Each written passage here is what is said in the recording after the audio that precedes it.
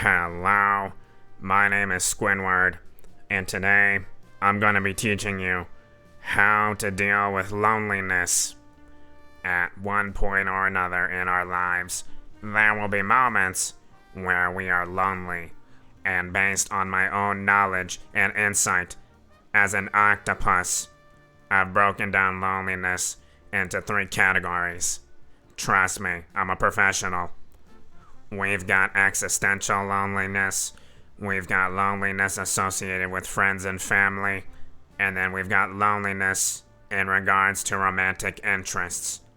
Maybe I'm missing something, I don't know, but this is just kind of what came to my brain.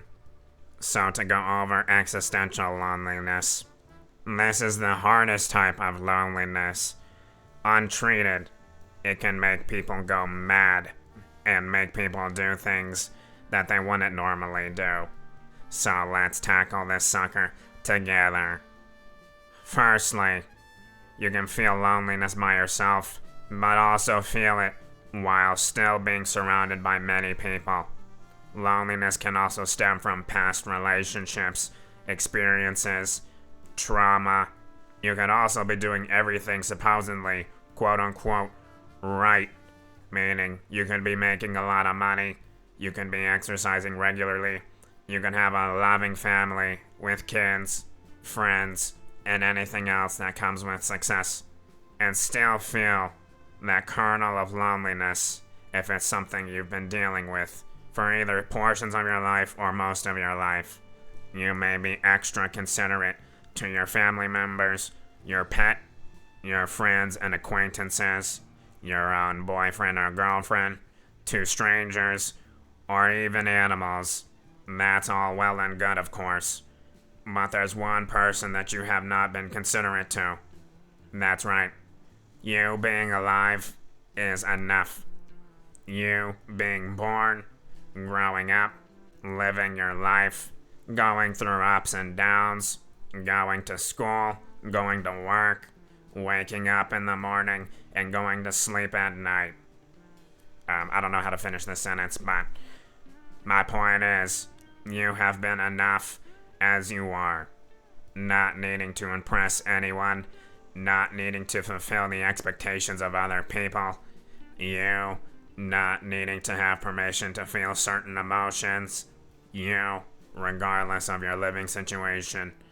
You that has your own goals or dreams in life. Regardless if you meet them, that is always has been and always will be enough to live with. And I don't mean that like, oh, there's the limit. That's all you can do and say in your life. No, nothing like that. It's more like beyond the expectations, other people's opinions, events that we all go through, the money that you make, the hobbies you accumulate, the friends you do and don't have, and that also applies to family as well. The life you may feel you do or don't have, the house you may live or may not live in. Beyond all that, when that's all put aside, all that is left is you. I remember this video that I saw from a psychologist. I believe he was a psychologist, I don't know. Maybe I got scammed. But what this person had to say in this video was very interesting. He said your life is like you're going to an amusement park. You have your ticket, you go to the amusement park, and then when you show up, you walk right up to them, and you go, am I supposed to be here? Like, what does this ticket actually mean right here? It doesn't make sense to me. And then the staff goes, what do you mean? If you have a ticket, you don't need to explain anything to anyone. You're here. Your life is like that ticket. And you're at an amusement park. You don't have to explain because you already have the ticket. Does that make sense? I may have butchered that whole thing. But hopefully you get what I'm trying to say. So now, with all that being said, how do you get to a thought process like that? No matter which direction you go, it's a long and difficult road ahead of you. If you're set in your ways and are struggling, as it is, it'll be difficult to pull yourself out of habits that are hurting you into better habits. But it's possible. if you have will, there's always a way to do it. Let's say anytime you've ever tried to do anything, whether it's wake up in the morning, try to speak to somebody, try to make food, get in your car and go to work. I mean, it could literally be anything. Let's say you have a thought or a feeling before you ever try to do any of those things. Right before you start on that thought process, you're going, oh man, I don't know if I can. And then stop yourself right there. Catch yourself and replace that thought in your head. I can do it. I will do it. I'm gonna do it. You have to stop yourself mid-thought and then plant I can instead. Like I said, it'll take work, it'll take time to be able to think in that sort of way. Cause if you can find that inner strength that comes within yourself, that inner confidence that gets you out of bed, nothing can stop you from doing. You know why? Because you can simply exist. With all that aside, let's say it isn't anything that I just mentioned that you have a problem with. Maybe it's finding meaning in your life. We talked a little bit about how, but not so much the why. The only thing I would say is if you don't know why yet, is to at least try. Try to figure it out. You may not figure it out tomorrow, or the next week, or the next month, or maybe not even a year from now. But if you try, that reason, the why, may end up finding you. Meaning can also come in the form of spiritual belief. I know some of y'all here may not be religious at all, or may be completely adverse, and I'd understand why, especially if you've had bad experiences in the past. Then I wouldn't mind what I'm about to say. The meaning of your life has been contemplated, interpreted, dissected, reimagined, and written about for thousands of years now. It's no easy task for any human.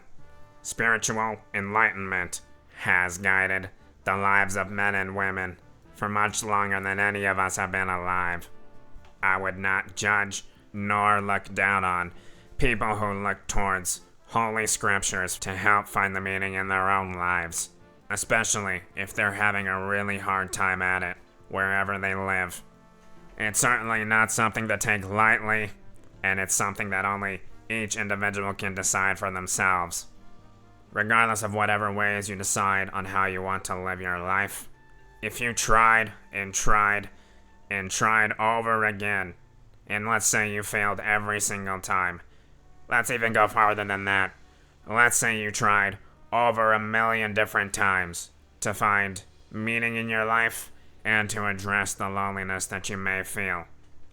It's way better to have tried than to have never tried at all. If you try, you inevitably, more than likely, end up running into other people, in which now we will be talking about loneliness as it pertains to friends and family. To build off what we've already talked about, let's say you feel like you haven't made any progress towards finding meaning in your life or tackling existential loneliness. You were and will always be deserving of family and friends who care about you.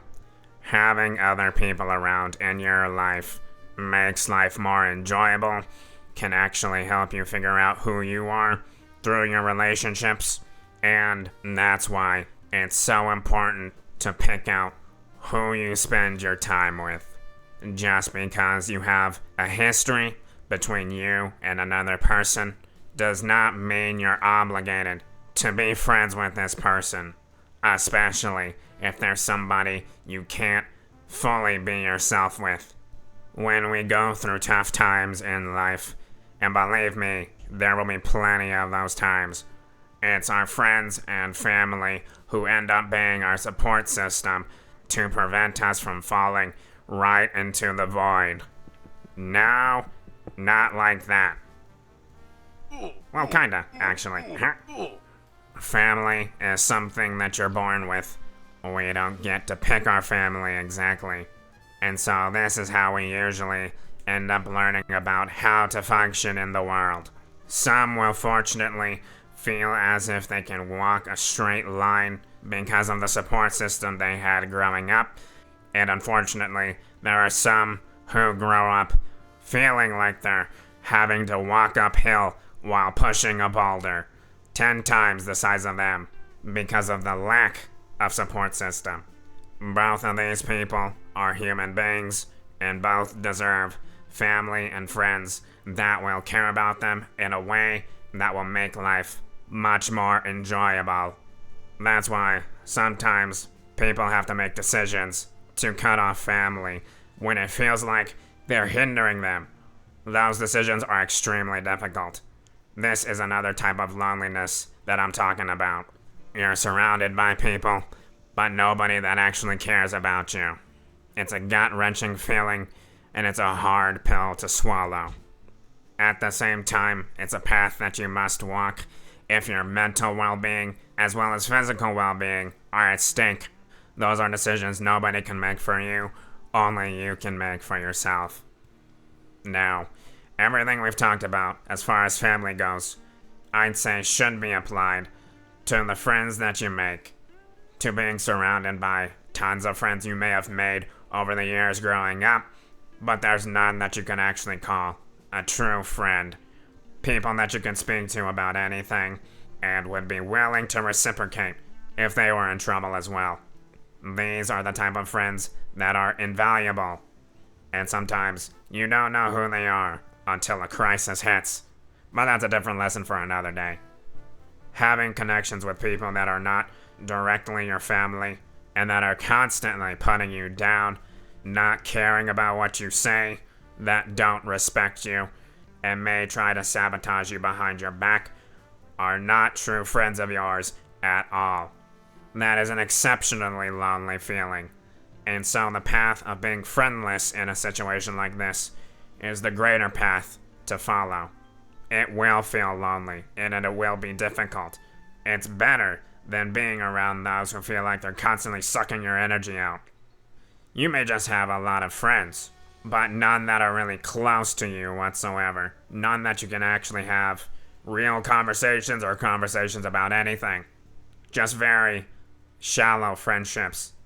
To be clear, there's nothing wrong with having acquaintances, but if acquaintances are all you have, this is another type of loneliness. To piggyback off of everything that we've talked about so far, it'll be very rare you'll find somebody who's an exact carbon copy of yourself.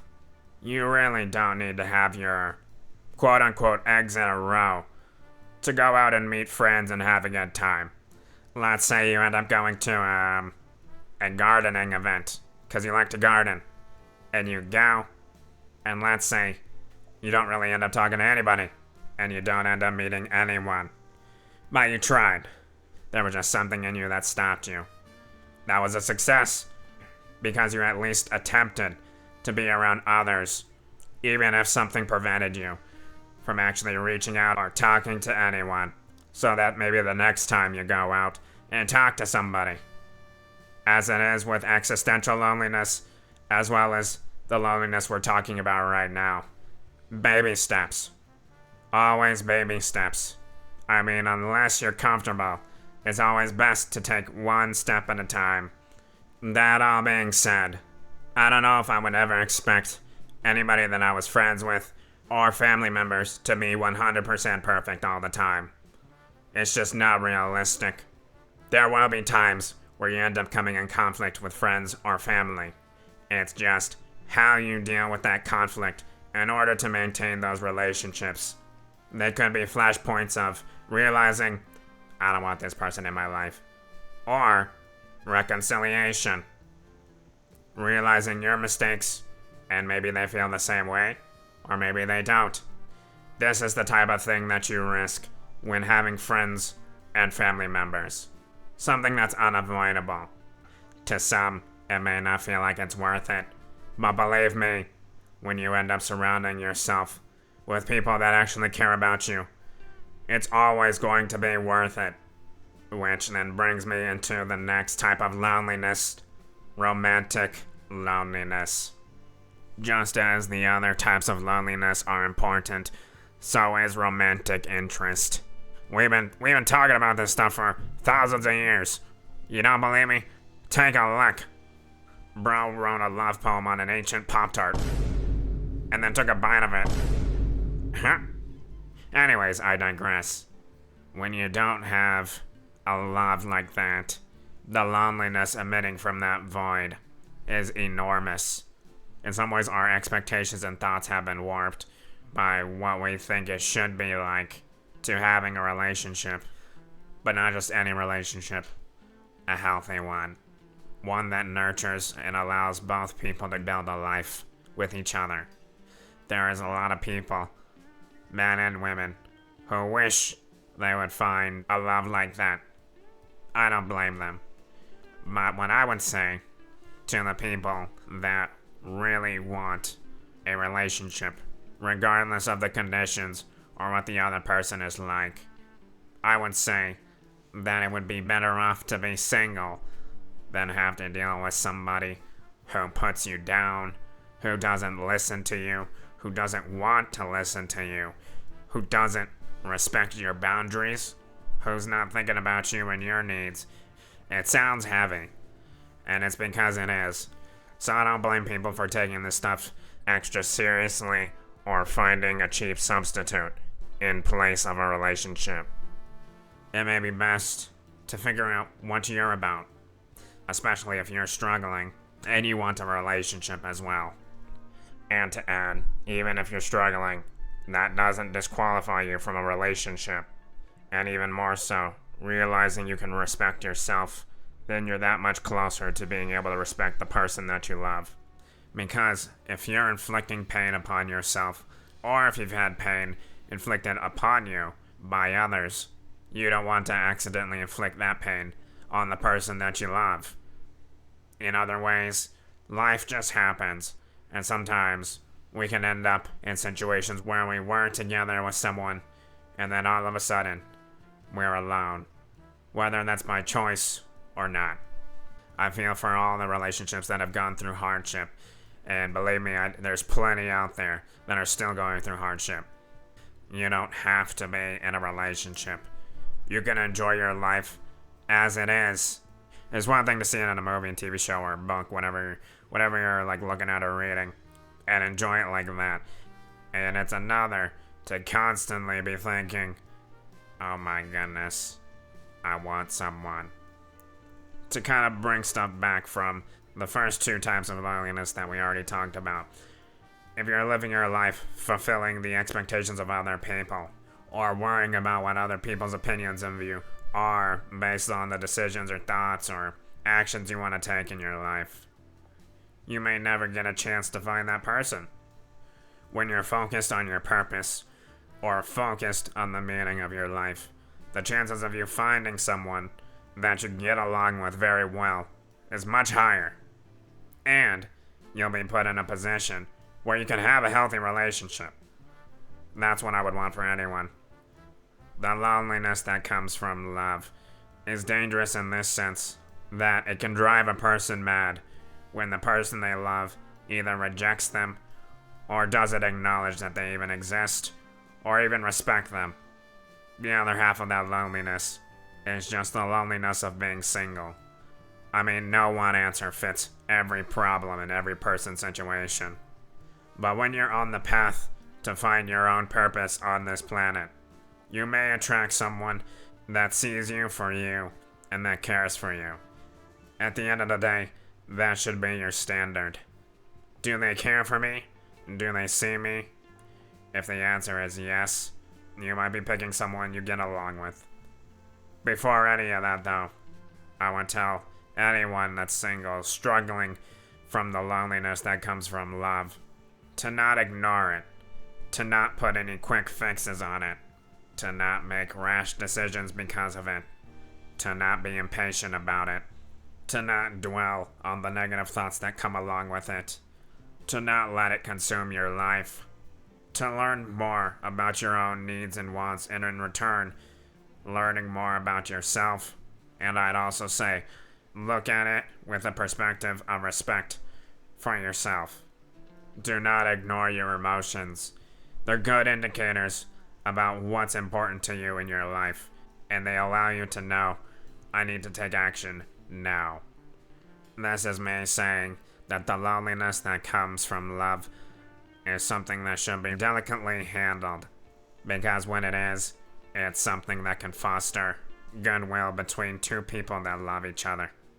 It can also help us as a group to understand each other better and be more sympathetic, be more understanding, not cast judgment immediately on those who are struggling that may say things that they don't mean, so that that goodwill might extend even farther than just beyond two people. I mean, as a professional octopus, you know you're getting the right advice. I feel like I've said enough. Appreciate you hanging around for this long. I tried to say as much as possible that was important and trying to leave out the unimportant stuff. Just remember, and don't be scared. We're all in this deep ocean together. Alright, y'all. Appreciate you hanging out. I hope this was helpful, and I'll see you in the next one.